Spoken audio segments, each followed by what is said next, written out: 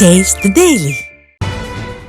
நேயர்களே, தமிழ்நாட்டு தொழில் நிறுவனங்களுடன் மட்டுமே ஒப்பந்தம் போடும் தமிழ்நாடு தொழிற்துறை வெளிநாட்டு முதலீடுகளை ஈர்ப்பதாக சொல்லி ஏமாற்றுவதுதான் திமுகவின் திராவிட மாடல் 2.0 என்கிற கேள்வியை முன்வைத்து தான் இன்று நாம் விவாதிக்க இருக்கிறோம். இன்று நம்முடைய விவாதத்தில் அதிமுகவிலிருந்து திரு வடபழனி ராமகிருஷ்ணன் அவர்கள், வழக்கறிஞர் திரு ஜெயக்கண்ணன் அவர்கள், வழக்கறிஞர் திரு சேலம் மணிகண்டன் அவர்கள், அரசியல் விமர்சகர் ராமன் ஆகியோர் இணைந்திருக்கிறார்கள். விருந்தினர்கள் அனைவருக்கும் வணக்கம். ராமகிருஷ்ணன் சார், நம்மளுடைய தமிழ்நாட்டில் ஏற்கனவே உணவுத்துறையில் கோலோச்சிக்கிட்டு இருக்கக்கூடிய நிறுவனங்கள்கிட்ட அவர்களுடைய பிஸ்னஸை எக்ஸ்பேண்ட் பண்ணுறாங்க. அங்கே போய் தொழில் முதலீடை நாங்கள் ஈர்த்துட்டோம்னு சொல்லி ஒப்பந்தம் போடுற நிலைமையில இன்றைக்கி திமுக அரசு இருக்குது. ஏன் சார் இந்த அவல நிலைக்கு காரணம் என்ன? புரட்சித்தில் ஒரு படத்தில் ஒரு பாடல் வரும், பொய்யும் புரட்டும் துணையாய் கொண்டு பிழைத்தவரெல்லாம் போனாங்க, மூளைக்கு மூளை தூக்கி எறிஞ்சு தலைகுனிவாக ஆனாங்க. அந்த வரி தான் இன்றைக்கி பொருத்தமாக இருக்குது. பொய்யை சொல்லி இந்த பாக்ஸ்கான் கம்பெனி எங்களுக்கு 15,000 கோடி முதலீடு பண்ணுறான்னு சொல்லி அவங்க நான் இல்லவே இல்லைன்ட்டாங்க. கடைசியில் எவ்வளோ அசிங்கம் வரும். முதலமைச்சர் ஸ்டேட்மெண்ட், அதாவது எனக்கு என்ன சந்தேகம் கேட்டிங்கன்னா, முதலமைச்சருக்கு தெரியுதா தெரியலையா? அந்த டிஆர்பி ராஜா என்ன செய்கிறாரு? யாரையாவது கூட்டு லோக்கலில் வடபழனியிலேருந்து யாராவது சினிமாக்கார ஜூனியர் ஆர்டிஸ்ட் கூட்டு இவங்க பாட்டுக்கு கோட்டுக்கிட்ட போட்டு எடுத்துகிட்டு போகிறாங்க, சந்தேகமாக இருக்குது. ஏன்னு கேட்டு நல்லா தெரிஞ்சுங்க, ஓமந்தூரார் இப்போ மருத்துவமனை முதல்ல தலைமைச் செயலமாக கட்டுக்கின்ற பொழுது வேலை முடியலை. கலை தோட்டாதாரணியை கூட்டிகிட்டு அவர் செட் போட்டு தான் ஓப்பன் பண்ணாங்க. அன்றைக்கி கூட அவருக்கு சோனியா காந்தி அவர்களும் மன்மோகன் சிங் அவரும் வர்ற மாதிரி இல்லை. பட் அவங்களுக்கு இன்னும் சந்தேகம் வந்துருச்சுன்னா, இவங்க நம்ம போகலைன்னா கோடம்பாக்கத்திலேருந்து யாரோ ஜூனியர் ஆர்டிஸ்ட்டை மன்மோகன் சிங் மாதிரி சோனியா மாதிரி கொண்டு போய் திறந்து வச்சுருவாங்க, பயந்து அவங்க 2 பேர் வந்தாங்க. அன்றைக்கி எதார்த்தம் கடன் நிலவரம். அன்றைக்கி அதேமாதிரி தான் பொய் சொல்லிகிட்டே இருக்காங்க. இன்றைக்கி பாருங்கள், ஒரு பெரிய நிறுவனத்தை சொல்லி இப்போ அசிங்கமாக ஒரு முதலமைச்சர் மாட்டிக்கிட்டார். 15,000 கோடிக்கு முதலீடு பண்ணுறாங்க, பாக்ஸ்கான் கம்பெனி 14,000 பேர் வேலை கிடைக்கும், அவன் சொல்லவே இல்லைன்ட்டான். முடிஞ்சுக்கலாம். இப்போ தமிழில் அந்த நிறுவனத்தினுடைய கிளை நிறுவனம் சொல்லி ஒரு கதை சொல்கிறாங்க. அப்படிதாங்க, அவன் இல்லைங்க அப்புறம் என்ன சொல்ல முடியும்? அவன் தானே சொல்லணும். அவனே நான் இல்லை சொல்லலப்பா, பழைய திட்டு இல்லப்பா, புதுசாக ஒன்று இல்லைப்பா சொல்லிட்டான். அப்போ இவங்களுக்கு என்னன்னா ஒன்றும் தெரியல. எனக்கு என்ன வருத்தம்னு கேட்டிங்கன்னா, ஒரு முதலமைச்சருக்கு தெரியாமல் நடக்குதா? டிஆர்பி ராஜாவுக்கு ஒன்றும் தெரியலையா?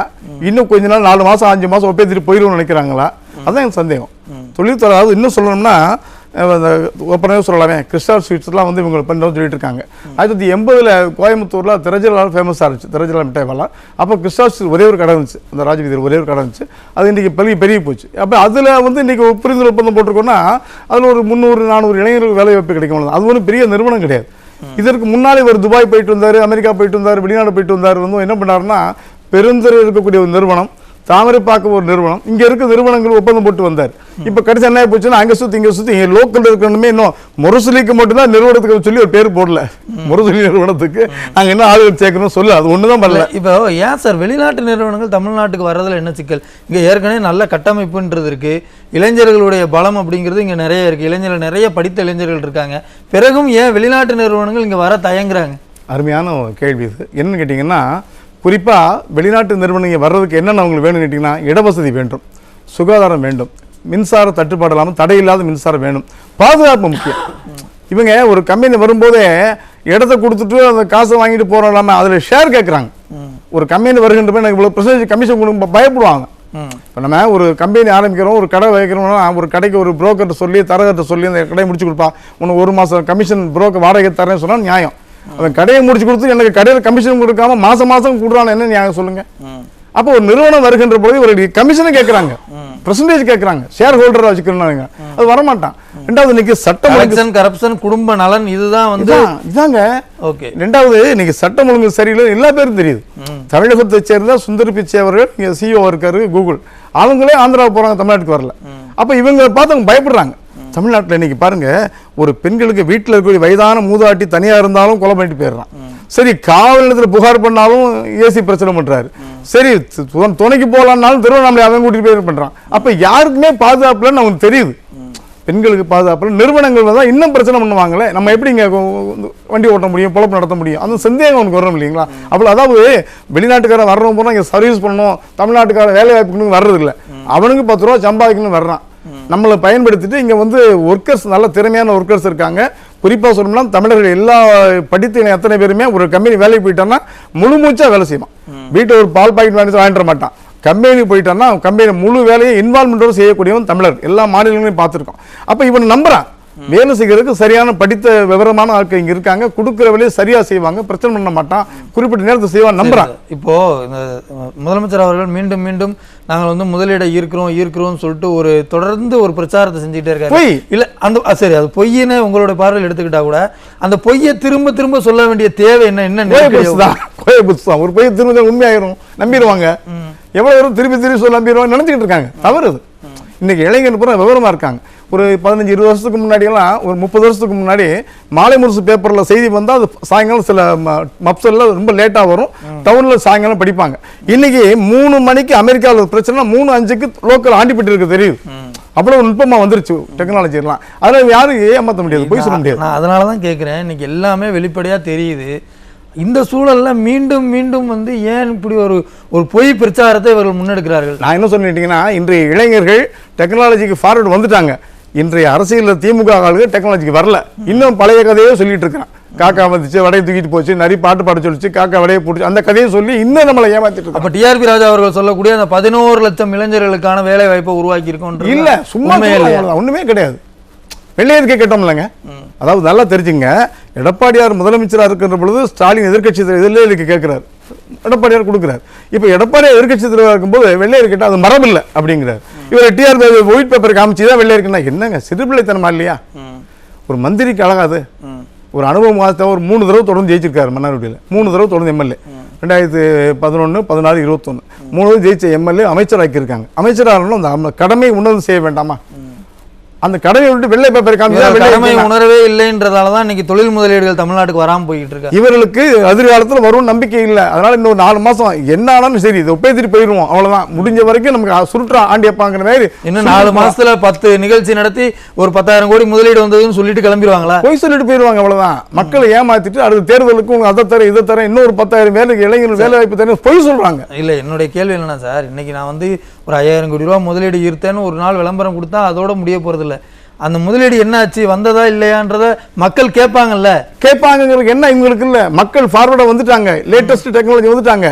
திமுக இருக்கிற மந்திரிகளும் முதலமைச்சரும் லேட்டஸ்ட்டுக்கு வரல, இன்னும் பழைய கதையில உட்கார்ந்து இருக்கிறாங்க. என்னதான் நம்பிடுவாங்க, ஏமாத்திடுவோம். எத்தனை காலம் ஏமாற்ற முடியும் அவங்கள?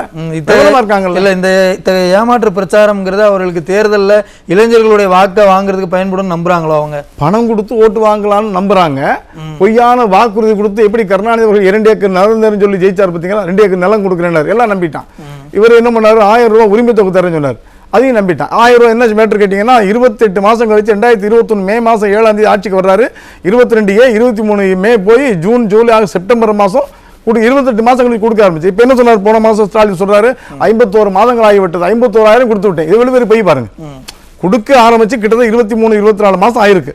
ஒரு சராசரியா 23,000 பேர் கொடுத்துருக்கலாம், 23,000 ரூபாய் கொடுத்துருக்கலாம் ஒரு சகோதரிக்கு உரிமை தொகை. இவர் என்ன சொல்ற 51,000 கொடுத்துட்டாங்க, எவ்வளவு பெரிய போய். அப்போ கெட்டிக்காரங்களும் 8 நாள் தெரியுங்கிற எல்லாரும் தெரிஞ்சு போச்சு, தொடர்ந்து போய் தான் சொல்றாங்க. ஓகே சார், இந்த பெரிய பிரச்சாரங்கள்லாம் மக்கள் வந்து என்ன மாதிரி ரியாக்ட் பண்ண போறாங்கன்ற நம்ம அடுத்த சுற்றுல பேசலாம். கண்டிப்பா பிரதிபலிக்கும். இல்ல, கண்டிப்பா நம்ம எவ்வளவு நாள் தான் மக்கள் வலிக்காத மாதிரியே நடிப்பான், அவனுக்கு உணர்வு இருக்குல்ல. கண்டிப்பா நம்ம அடுத்த சுற்றுல பேசலாம். நேயர்களே, உரிமை குரல் நிகழ்ச்சி மீண்டும் தொடங்குகிறது. மணிகண்டன் சார், இப்போ உள்ளூர் முதலீடுகளை ஈர்ப்பதாலேயே வந்து இந்த அரசு ஏமாற்று வேலை செய்கிறது, நாடகங்களை நடத்துகிறது, மக்களை ஏமாற்ற பார்க்கிறது அப்படின்னு நம்ம எடுத்துக்க முடியுமா சார்? உங்களுடைய இறுதி கருத்தை மிக சுருக்கமாக சொல்லுங்க சார்.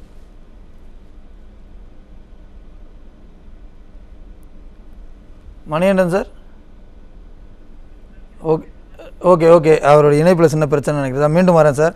ராமகிருஷ்ணன் சார், இப்போது வெளிநாட்டு முதலீடுகளை இவர்கள் ஈர்க்கலை, உள்ளூர் முதலாளிகளோடு ஒப்பந்தம் செய்கிறார்கள்ன்றதாலேயே இதை நம்ம ஒரு ட்ராமான்னு எடுத்துக்க முடியுமா?